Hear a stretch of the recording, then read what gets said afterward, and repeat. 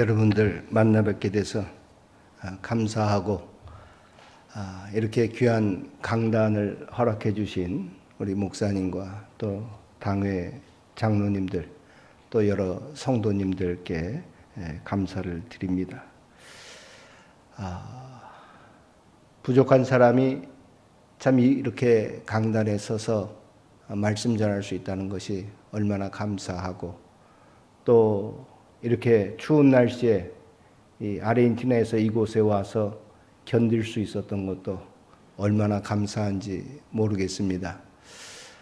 제가 오늘 말씀을 셋집에서 전한 복음 이렇게 제목을 잡았는데 아무래도 여러분들에게 아르헨티나에 관한 이야기를 하면서 하는 것이 좋겠다라고 생각을 해서 좀 내용이 때로는 두서 없이 이렇게 전할 수도 있을 것 같습니다. 준비한 원고대로 하지 않고 제가 이렇게 은혜 받는 대로 제가 전하도록 그렇게 해보겠습니다. 여러분들 아르헨티나 잘 아십니까? 어떻게 알고 계십니까? 축구? 예. 아르헨티나에서 축구 빼면은 이렇게 안 되죠. 축구 빼면은 쓰러지는 나라인데 또 한 가지 또 유명한 것이 있습니다. 아르헨티나에는 소고기가 유명합니다. 예. 그래서 축구와 소고기 그 아사도라고 하는 그 고기 굽는 그냥 우리 한국말로 얘기하면 숯불로 이렇게 소고기를 통째로 굽는 겁니다. 그래서 한 4시간 동안 굽고 거기에 소금만 뿌려서 이렇게 굽는데 아르헨티나 고기가 세계적으로 제일 좋은 질이 좋은 고기로 소문이 나서 팔리기는 가장 비싼 값으로 팔리는 고기가 아르헨티나 소고기입니다. 그 사람들의 주식이 빵과 소고기와 야채 이렇게 해서 주식으로 먹고 있습니다. 그런 나라 아르헨티나 축구 메시가 있어서 우리들 즐겁게 하고 지난번에 월드컵에서 그 우승할 때 그 멋있는 모습들 보면서 아르헨티나는 환상적인 나라구나라고 하는 또는 아르헨티나 소식이 들려오는 소식이 별로 좋지 않은 소식 들려오는데 그 어떻게 된 나라인가 여러분들에게 이제 잠깐 소개를 좀 하도록 그렇게 하겠습니다. 저는 신학교를 졸업하고 목사 안수를 받고 군목으로 사역을 시작을 했습니다. 대한민국 군목은 아무나 될 수 있는 것이 아니라 신학교 1학년 때에 국방부 시험을 합격해서 군종 장교로 선발돼서 7년 동안 공부하고 안수받고 들어가는 특별한 사람들입니다. 한 200여 명, 지금도 한 200여 명 있다고 하는 그런 얘기를 들었는데 그렇게 특별하게 선발돼서 들어가는 그 군목을 제가 들어가서 군대가 참 좋았습니다. 그 군대가 좋았던 이유는 저는 처음에 갔었던 그 강원도 화천 그 사방거리 그 전방 민통선 이북에 철책선 너머로 GP, GOP를 다니면서 그 가는 그 사역하고 병사들 위로하고 저들에게 초코파이 나눠주고 초소마다 방문해서 기도해주고 한 이 사역이 땅끝 사역이라고 저는 믿었습니다. 왜냐하면 그곳은 아무나 들어올 수 없는 곳이요 인가받은 군인들만 들어갈 수 있는 곳이요 군대에서도 군목만이 그렇게 다니면서 자유롭게 활동할 수 있었던 곳이 바로 그런 사역입니다. 그래서 저는 이 사역이 바로 땅끝 사역이구나라고 그렇게 믿고 있었습니다. 그 후에는 여러 곳을 다녔습니다마는 21사단 군종 참모하면서 그 강원도 양구 이북에 그쪽에 또 그 철책선을 담당을 하면서 그렇게 활동을 했습니다. 이것이 바로 땅끝 사역이다. 땅끝에서 전한 복음 오늘 말씀에도 보면 너희는 땅끝까지 이르러 내 복음의 증인이 되리라고 하는 사도행전의 말씀 마지막 부분인데 바로 그렇게 전하는 것이 저는 저의 사명인 줄 알았습니다. 하나님께서 저에게 그 사명을 그만두게 하시고 하나님 제가 어떤 사역을 할까요? 기도하는 가운데에 총회 세계 선교부에서 저에게 편지를 하나 보여줬습니다. 원 목사님, 이 편지를 보고 목사님 마음에 어떻게 반응할지 모르지만은 기도 응답이 되면 오세요라고 하는 것이었습니다.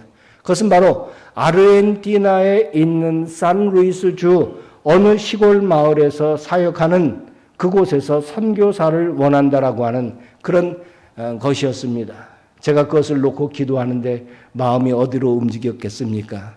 당연히 그쪽에서 그렇게 그쪽으로 마음이 움직였습니다. 마치 사도 바울이 드로아에서 마게도냐 사람이 그 환상 속에 나타나서 밤에 그 사도 바울을 부르지 않습니까?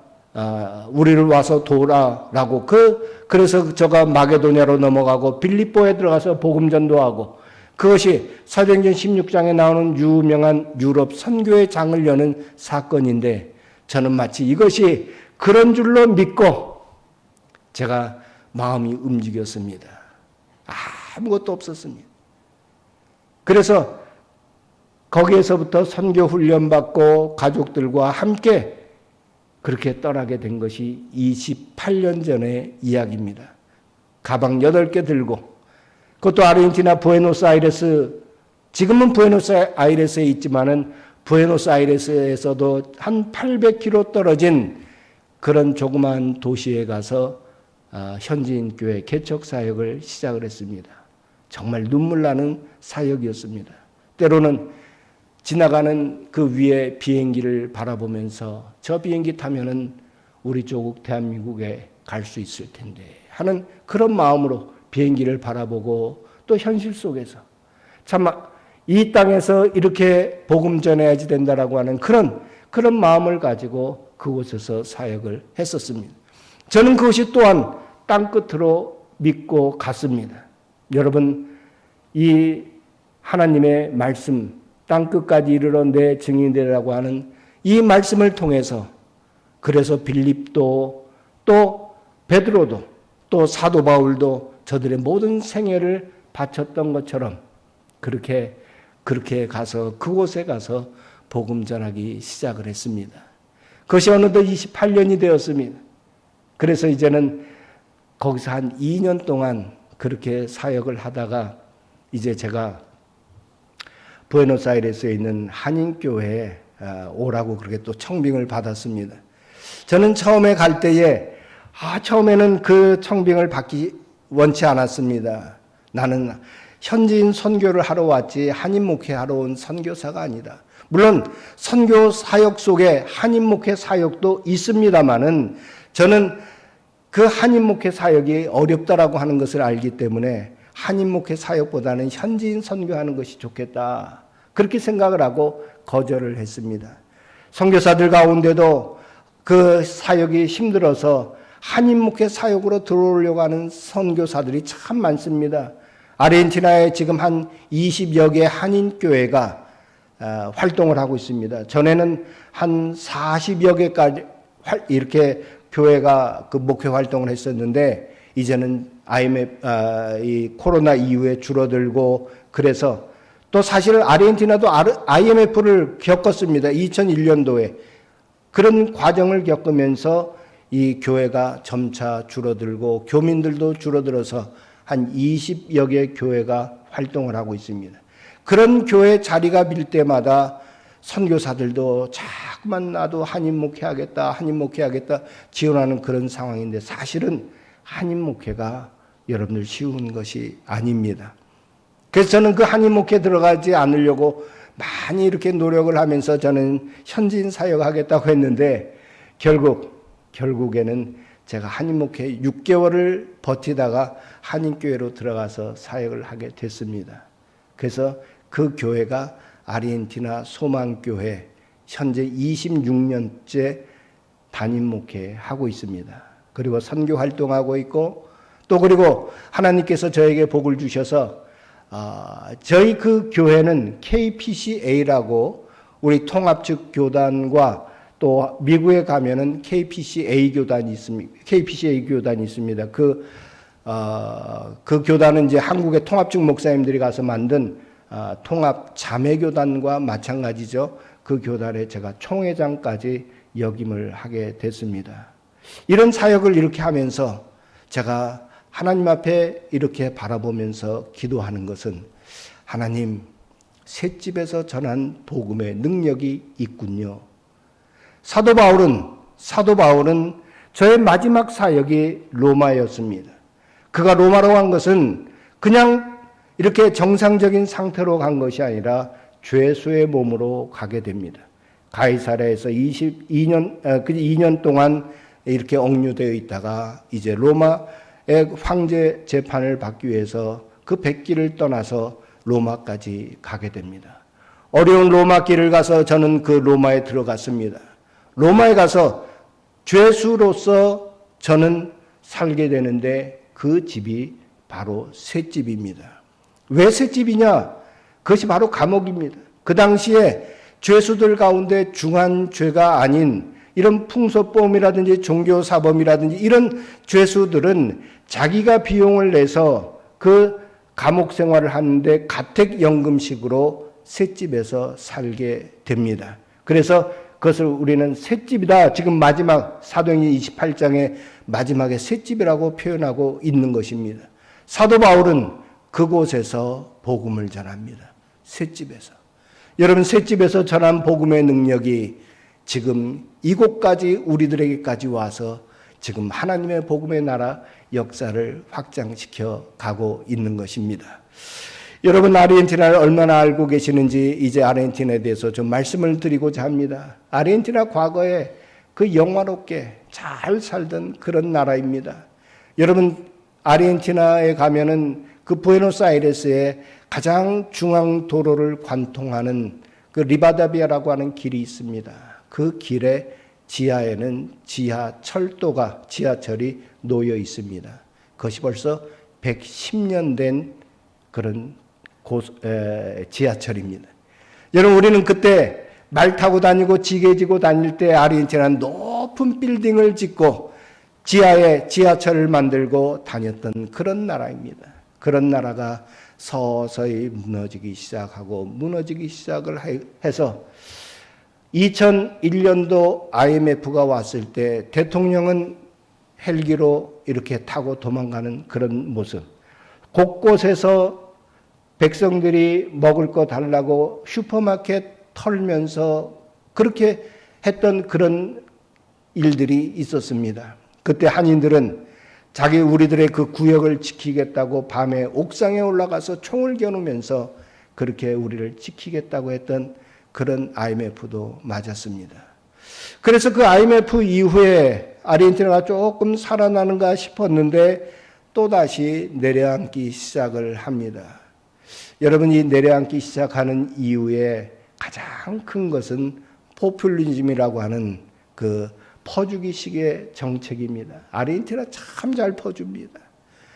그래서 그 보조금을 받아서 살아가는데 4인 가족의 실업자들이 있다라고 하면은 그 보조금을 받아서 일 안 하고 살아갈 수 있는 나라가 아르헨티나입니다. 그러니까 사람들이 일을 하지 않습니다.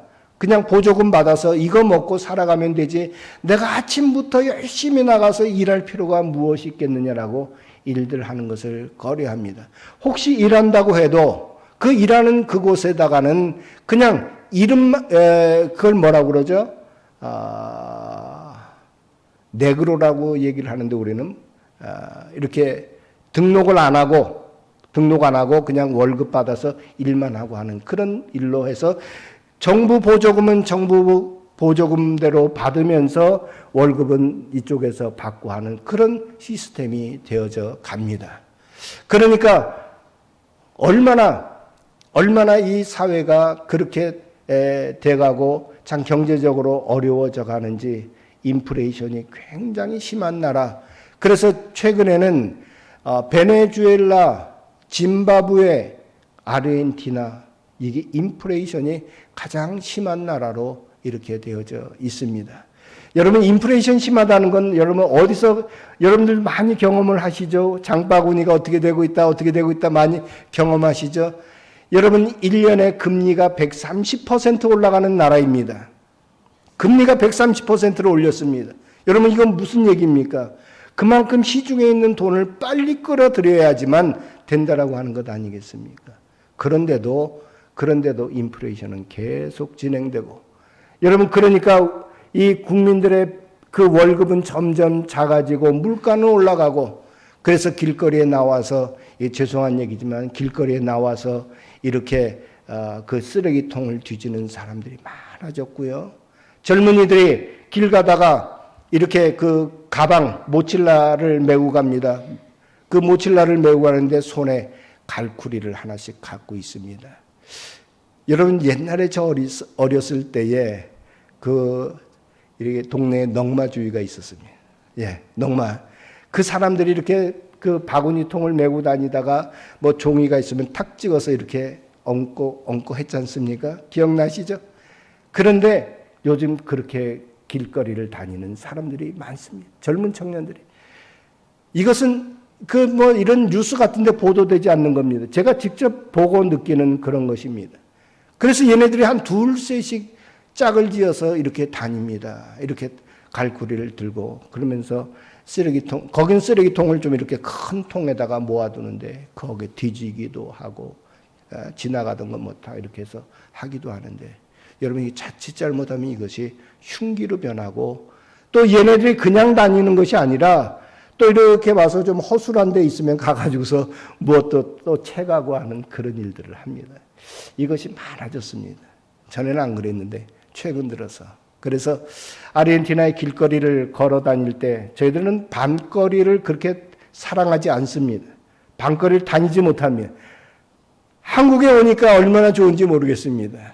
이렇게 밤거리에 다닐 수 있다는 거, 마음 놓고 다닐 수 있다는 것이 얼마나 좋은지 모릅니다. 대낮에도 저희들은 이 큰 도로변을 이렇게 다닐 수가 있는데, 그 도로변을 다니면은 자꾸만 이렇게 그래도 뒤를 돌아보게 되고 이렇게 됩니다. 그 경제 문제가 가장 심각합니다. 그런 데서도 살아가는 우리 한인들이 있습니다. 그 사람들은 한국 교민들 가운데 많은 숫자가 떠났습니다. 많은 분들이 뭐 미국으로 갔다 뭐 그렇게 하는데, 제가 목회를 하면서 보니까 한국 분들이 돈 많은 사람들은 미국으로 갑니다. 그런데 미국 정착하는 게 여러분 쉽지가 않습니다. 다들 아시겠지만 그 도로 내려옵니다. 실패하고 내려옴. 근데 또 한국으로 가시는 분들이 있습니다. 한국으로 가시는 분들은 아르헨티나에서도 기반을 잡지 못하고 어렵게 살던 그분들이 쉽게 떠날 수 있습니다. 몸만 떠나면 되니까. 이분들이 그냥 한국에 와서 이런 일 저런 일 하면서 살아가는 것을 보게 됩니다. 그곳에서는 떠나지 못하는 사람들은 그곳에 집을 마련하고 자녀들이 2세, 3세들이 그곳에서 자라고 있는 그 사람들은 그곳을 떠나지 못하고 그곳에서 계속 뿌리박고 내리고 살아가는 그런 사람들입니다.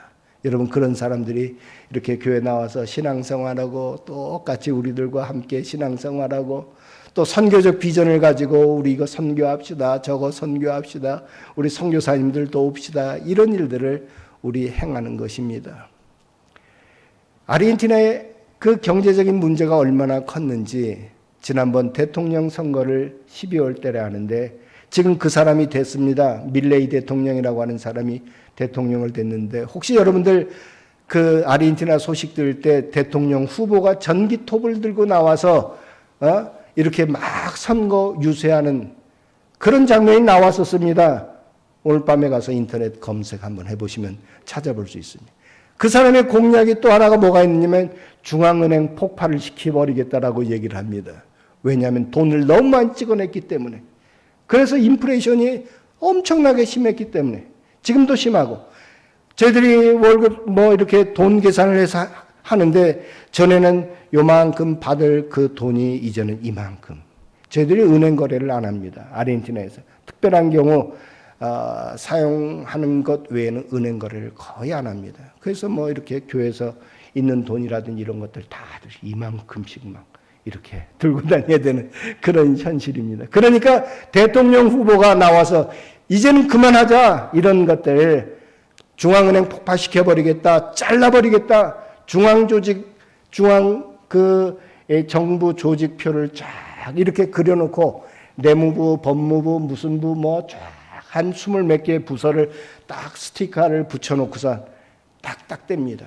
그 선거할 때 후회라, 후회라, 이것도 후회라. 그러니까 정부를 이제는 축소시키겠다라고. 그걸로 해서 그분이 대통령이 됐습니다. 그런데 막상 대통령이 되고 보니까 여당이 없고 전부 다 야당입니다. 국민들의 인기는 가장 높은 지지율로 돼서 대통령이 됐지만은 너무 이 여당이 없기 때문에 이게 법안들이 다 지금 걸려 있습니다. 진행이 안 됩니다. 그러니까 뭔가를 하려고 해도 안 됩니다. 이분이 들어올고 나온 것이 달러화. 우리는 전부 다 달러를 사용해야지 되겠다라고 그렇게 얘기를 합니다. 여러분들은 상상도 못할 일들이 있습니다. 자동차 살 때는 달러로 사야지 됩니다. 집을 살 때도 이건 달러로 사야지 됩니다. 빼소 거래가 아닙니다. 참 이상한 나라죠. 많은 것들이 중요한 것들이 달러로 하고 있기 때문에 달러화 될 수밖에 없다라고 하는 게 그 대통령의 주장입니다. 근데 이런 것들이 다 개혁 법안들이 다 이 국회에서 그냥 이렇게 막혀서 진행이 안 돼 있으니까 또 인플레이션, 또 달러가 또 올라가는 겁니다. 작년까지만 해도 황윤일 목사님이 저희한테 오셨을 때만 해도 한 650대 1, 700대 1 정도 됐던 것이 지금은 제가 나올 때 1200대 1로 됐습니다. 여러분, 하루에 50, 100이 뛰는 것은 가만히 있다 보면 또 뛰어버립니다. 이렇게 되는 그런 현실인데요. 그러면서도 또 한 가지 문제는 치안 문제가 아르헨티나에 심각해졌습니다. 사람들이 없어지니까 좀 더 각박해지고 훔쳐가고, 참 한국에 와서 참 보기 좋은 것은 지하철을 타나 길거리를 가나 다 핸드폰을 보고 있습니다. 다 아니 다니면서도 핸드폰을 보는 사람들이 어디 있어요? 사람 부딪히게. 그래도 잘 쏙쏙 피해서 잘 다니고. 지하철에서 제가 한번 이렇게 보니까 한 95% 이상 다 핸드폰을 보고 있고, 저만 안 보고 있는 것 같아요. 다 보고 있더라고요. 참 한국은 자유스러운 나라, 좋은 나라다. 여러분, 아르헨티나에서 길 가면서 핸드폰 보는 사람 없습니다. 이거 다 체갑니다. 하루에도 10,000개 이상의 핸드폰이 도둑을 맞습니다. 이런 현실 속에 저희들 살아가고, 또 이런 핸드폰이나 이런 것들의 문제가 아니라 또 여러 가지 많은 치안적인 문제가 있습니다. 그런 문제들. 참 여러분들, 우리 대한민국은 살기 좋은 나라, 감사한 나라. 여러분 정말 하나님 앞에 감사를 드려야 됩니다. 저희들은 아직도 걸어다니면서 누가 쫓아오지 않을까. 그냥 대낮에도 이렇게 다니고, 저녁 때는 가급적 차가 아니면은 움직이려고 하지 않습니다. 그만큼 위험한 나라가 되고 있는 그런 현실 속에 살아가고 있는 그런 나라지만은, 여러분 그곳에서도 복음 전하고, 그곳에서도 기도하고, 그곳에서도 하나님 앞에 예배하는 성도들이 있다라고 하는 것입니다. 제가 현재 맡고 있는 소망교회는 작년에 40주년을 맞이한 이민교회입니다. 작년들은 한 250에서 300명 재적 인원수 되고, 1, 2부 합쳐 예배 한 150, 200명가량 예배 드립니다. 그리고 학생, 청년, 아동, 유치부까지 거기가 참 많습니다. 저희 교회. 그래서 한 100여 명 이상, 한 120여 명 그 젊은 청년들이 있는, 그래서 한 400여 명 교회. 이민교회 치고는 그렇게 작은 교회 아닙니다. 이민교회는 일당 100, 일당 1000 그렇기 때문에 그렇게 작은 교회는 아니지만 그런 교회에서 현재 목회를 하고 있고, 제가 그 교회 가서 목회를 하면서 정말 우리가 과거에 셋집에서 어렵게 신앙생활하던 그때를 기억을 하자. 사도 바울은 셋집에서 복음을 전해서 그 전한 복음이 지금 우리들에게까지 왔는데, 우리들이 지금은 셋집은 아니지 않느냐. 우린 지금 어여치 교회당을 가지고 있고 아름다운 예배당에서 예배하고, 이런 교회당에서 우리는 더 복음을 열심히 전할 수 있다, 선교할 수 있다라고 해가지고서 저희들이 하는 선교 사역은 1년에 한 번 연말에 아르헨티나에 있는 선교사님들에게 이 선물 박스를 만들어서 한국 식품 이런 것들 넣어가지고서 고추장, 간장, 기름, 김, 라면 이런 거 쫙 해서 하나 이렇게 만들어서 선교사님들에게 드립니다. 처음 제가 한 10여 년 전에 이 사역을 시작을 할 때에 제가 한국으로부터 어느 교회로부터인지 잘 기억은 안 나는데 저한테 선교사라고 해서 이렇게 선물 박스가 왔는데 거기에 라면도 있고 초코파이도 있고 김도 있고 이런 것을 보면서 제가 참 감동을 받았습니다. 선교사님 힘내세요. 선교사님 뒤에서 기도하고 있는 저희들이 있습니다. 라고 한참 지난 다음에 한 달 지난 다음에 왔는데 그래도 그것이 그렇게 감동이 되고 좋았습니다. 그래서 제가 그 해부터 우리도 이 사역을 우리가 멀리 나가서 멀리까지 보낼 필요 없고 아르헨티나에 있는 선교사님들에게 보내겠습니다. 라고 해가지고서 그 운동을 시작해서 10여 년 이상을 이 사역을 해오고 있는데 처음에는 한 30가정 이렇게 나눠주고 했는데 올해는 50가정의 박스를 만들었습니다. 그만큼 아르헨티나에 선교 사역을 하고 있는 가정수가 많아졌다라고 하는 그런 얘기입니다. 그래서 그분들에게 나눠주면 저에게 편지들이 이렇게 옵니다. 그래서 목사님 올해도 잊지 않고 이렇게 저희들 선물 주시니 감사합니다. 라고 하면서 그렇게 저에게 연락이 오고 다 아는 사람들입니다. 아르헨티나 그 바닥이 작기 때문에 다 아는 사람들이지만 그래도 그 선물을 받으면 또 그렇게 편지를 보내주고 답을 해주고 그렇습니다. 여러분 그러면서 하는 말이 목사님 이 고추장 가지고 1년을 먹습니다. 그게 얼마나 감사한 일인지 모르겠습니다. 제가 또 한 가지 선교 사역하고 있는 큰 사역은 스텝스라고 하는 것을 합니다. 스텝스는 세미나리오 테올로히코 파스토레스 소망 신학 교육원이라고 하는 것을 합니다. 제가 아르헨티나에 가서 이렇게 보니까 아르헨티나 교계가 기독교계가 너무나 어렵습니다. 지하의 바닥에 있고 하층민들에게 있고 그래서 교회 개척 사역도 했습니다. 교회도 개척하고 교회도 짓고 지방에 다니면서 어려운 교회 도와주고 그랬는데 제 마음속에 이 사람들을 훈련할 수 있으면 좋겠다. 많은 목사들이 아르헨티나 목사들이 우리 한국 기준으로 보면은 안 됩니다. 한국에는 다 대학 나오고 신학원 나오고 또는 이렇게 해서 목사 안수를 받고 목회를 하지만은 아르헨티나 그렇지 않습니다. 현실이 그저 어느 교회에서 이렇게 열심히 신앙생활을 한다. 그러면 목사님이 출타할 때 너 설교 좀 해라라고 하면은 그 사람이 설교 아르헨티나 사람들 참 말 잘합니다. 얘 말 참 잘합니다. 근데 그래서 앞에 나와서 프레디카를 하는데 참 잘합니다. 그러다가 좋은 마음이면은 목사님이 옆에 교회 개척을 하나 해서 너 여기 가서 안엑소에 가서 네가 좀 담임해라. 이렇게 하면 그 다음에 파스토리 되는 겁니다. 근데 또 좀 관계가 나빠지면 자기가 거기서 교회를 끌고 나와서 교회를 개척을 합니다. 그럼 또 하나의 교회가 됩니다. 그러니까 교회가 그 목사님들 수준만큼 성장을 해야지 되는데 많이 그렇게 성장을 하지 못합니다. 그냥 그 정도에서 끝나는데 그래서 이분들에게 어떻게 하면은 참 좋은 이렇게 하나님 신학을 가르칠 수 있을까라고 고민을 해서 만든 것이 바로 스텝스라고 하는 말은 또 그냥 스페인어로 얘기하면 걸음들입니다. 걸음들. 한 걸음 한 걸음 한 걸음 나가자라고 하는 그런 뜻에서 스텝스를 만들어서 그 목회자 훈련을 하고 있는데 이것이 거의 20년째 하고 있습니다. 그래서 여기에 들어와 있는 목사님들 또 대부분들이 아르헨티나 참 좋은 것은 아르헨티나 훌륭한 그 학자들도 많고 박사들도 많고 교육이 여러분 엄청나게 높습니다. 부에노스아이레스 대학 참 좋은 대학입니다. 그래서 여기에 들어가서 공부를 하기 위해서는 또 열심히 공부하고 졸업하기가 참 어렵습니다. 대학 공부가. 그래서 대학 공부 우리처럼 4년 만에 딱 찍어서 나오는 학생들 없습니다. 한 적어도 10년, 12년을 공부해야 대학을 졸업할 수 있습니다.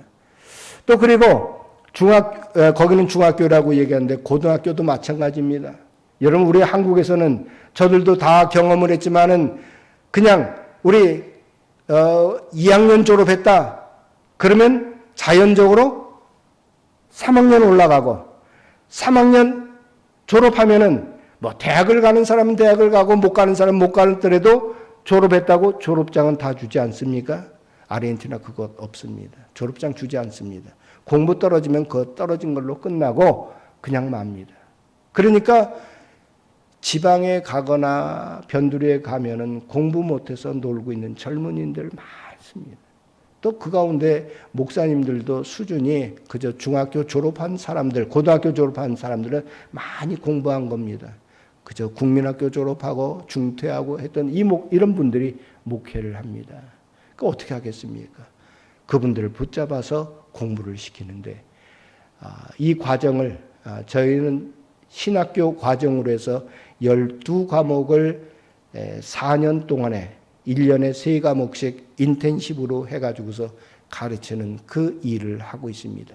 그래서 아르헨티나의 유명한 신학자들 불러서 초청을 해서 이분들 가르치시오 하고 그 장을 만들어 놓은 것이 저희 스텝스라고 하는 사역을 그렇게 해서 수많은 뭐 그렇게 많지는 않습니다. 한 100여 명 그 목회자 가정이 훈련을 받고 나가서 교회를 잘 이렇게 섬기고 있습니다.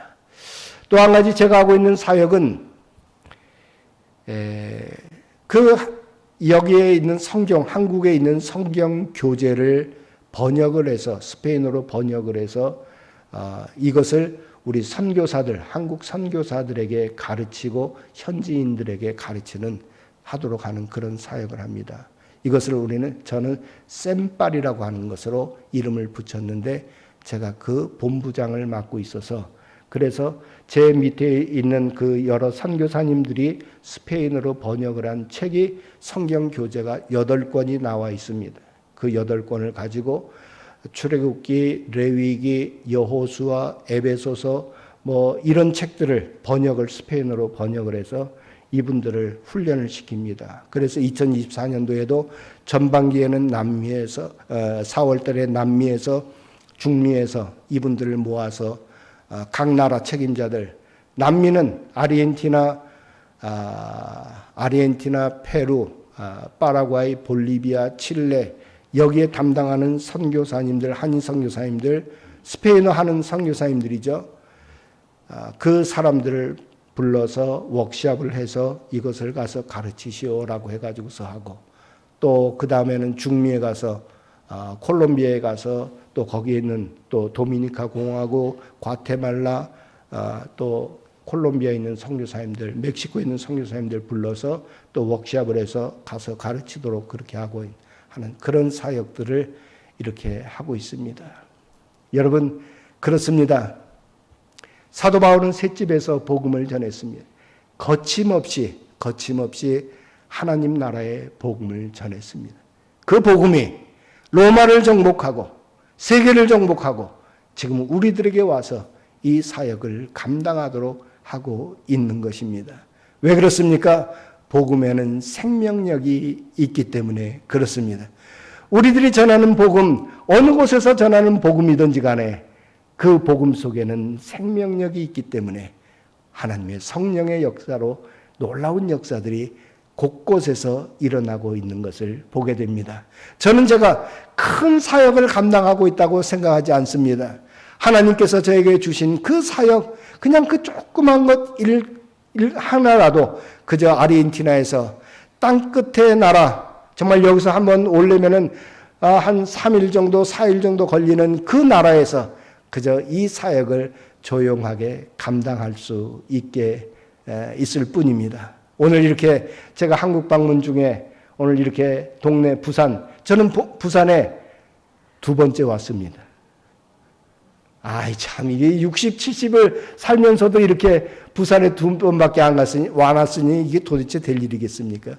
근데 저도 오고 싶었습니다. 제가 군목 시절을 할 때에 제가 그때는 카투샤 군목으로 19지원사 카투샤 담당 군목이 있었는데 그 카투샤들이 어디 있었느냐면 캠프 하야리아에 있었습니다. 그래서 제가 86년, 7년 그경에 캠프 하이아리에 있는 카츄샤 병사들을 훈련, 교육하기 위해서 왔다가 하루 자고 그 부대 내 숙소에서 하루 자고 그 다음에 부산에서 이렇게 기차를 타고 올라갔던 것이 제 기억 속에 부산의 첫 번째고 이번이 두 번째입니다. 정말 감사한지 모릅니다. 우리 형님 같은 정성훈 목사님이 저를 불러주셔서 부산도 구경하고 맛있는 것도 먹고 또 이렇게 여러분들에게 생명의 복음을 전할 수 있고 또 이렇게 여기서 1박을 또 해주시겠다고 하니까 1박하고 내일 올라가면 제 생애에 동네 중앙교회 그리고 부산 또 여러 형님, 저는 제가 나이가 제일 어려서 아직 저는 현역입니다. 원로 목사님 되셨다는 얘기 듣고 얼마나 기뻤는지 모릅니다. 저는 아르헨티나 소망교회에서 26년 목회하고 있으니까 저도 원로가 될 수 있겠지만은 그것도 두고 봐야 되겠죠. 그거 참 어려운 일인데. 그러나 제가 이렇게 여러 형님들 모시고 이렇게 같이 식사하고 대화하고 또 여러분들에게 복음 전할 수 있고 또 이 부산에 두 번째로 방문할 수 있게 돼서 제가 얼마나 감사한지 모릅니다. 생각나는 일이 있습니다. 작년에 저희 교회 녹음 안 되죠? 목사님? 안 하고 있죠? 저희 교회 여자 장로님들이 많습니다. 저희 교회 여자 장로님이 3분이 있습니다. 한 분은 은퇴하셨고 2분은 현역에 계시는데 한 분이 신병치료차 고향이 부산 여기 와 있었습니다. 제가 작년에 나왔을 때 목사님 내려오시소. 그런데도 제가 안 내려왔습니다. 그분이 저쪽 어디 해운대에 좋은 전망 좋은 그 아파트에 있다고 내려오라고 그러는데 제가 안 내려왔어요. 장로님 올라오세요 그랬어요. 장로님이 서울에 왔다 가셨어요. 그런데 제가 이번엔 부산에 왔습니다. 얼마나 감사한지요. 여러분 만나 뵙게 돼서 정말 좋고 또 귀한 생명의 말씀 전할 수 있어서 감사를 드립니다. 기도하겠습니다.